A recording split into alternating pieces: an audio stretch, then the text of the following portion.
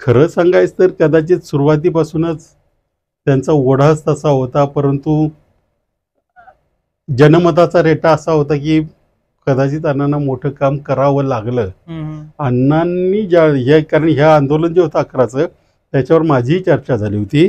अण्णा ते आंदोलन आळंदीच्या पलीकडे घ्यायला तयार नव्हते. मग अरविंद केजरीवाल आणि आम्ही काही जणांनी म्हणून त्यांना ते दिल्लीत करायला लावलं, कारण त्याचं जे लोकपालचं पोटेन्शियल काय आहे हे त्यांना आम्हाला समजावावं लागलं होतं.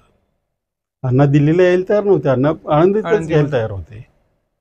आणि त्यावेळेला आम्हीही असं लोकांच्या शोधात होतो की जो कोणीतरी अशी व्यक्ती पाहिजे जी निष्कलंक आहे, ज्यांच्याकडे आपण धुरा देऊ शकू. अशा अण्णा हजारेंचं अनेक विषयांवर आमची चर्चा झाली, अनेक लोकांवर चर्चा झाली होती की त्यांच्याकडे हे सगळं म्हणजे त्यांनाची मदत घ्यायचा का वगैरे, आणि त्याच्यातून अण्णांकडे देण्यात आलं होतं. त्यांना हे अरविंद केजरीवाल मुख्यमंत्री झाले हे आवडलं नव्हतं? ते मला माहिती नाही, ते हा नंतरचा भाग आहे. तुम्ही म्हणताय तो नंतर घडलेला भाग आहे. मी आता जे सांगतोय तुम्हाला ते आंदोलन ते आधीच आहे. मुख्यमंत्री झाले कदाचित आवडलंही नसेल त्यांना, काही सांगता येत नाही. पण अण्णांचं हे नेहमी राहिलेलं, त्यांची उपोषणं बघा, त्यांनी एक पाऊल मागे घेत घेत बऱ्याच आंदोलनं स्थगित पण केलेली. आणि त्या सगळ्या कायद्यांचा आता वाट लागलेली आहे मराठीत बोलायचं झालं. आता रिसेंटली ते म्हटले की आता नवीन पिढीने पुढे आलं पाहिजे, मी किती वेळ प्रोटेस्ट. मग तुम्ही शांततेत राहा ना. नवीन पिढीला योग्य मार्गदर्शन करा ना.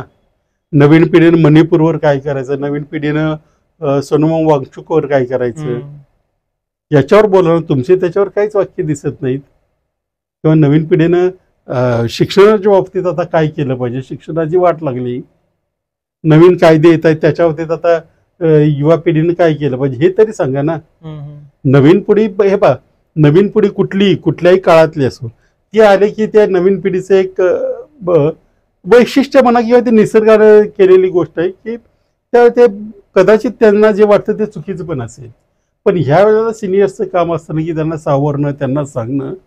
नवीन पिढी येऊन उद्या समजा त्यांनी काय मोठं करायचं ठरवलं तर तुमचा त्याला ते चुकीचं आहे तर पाठिंबा असेल का? नवीन पिढीला करावं हे सांगणं सोपं आहे, नवीन पिढीला मार्गदर्शनाची पण गरज असते, ही तेवढंच खरं आहे.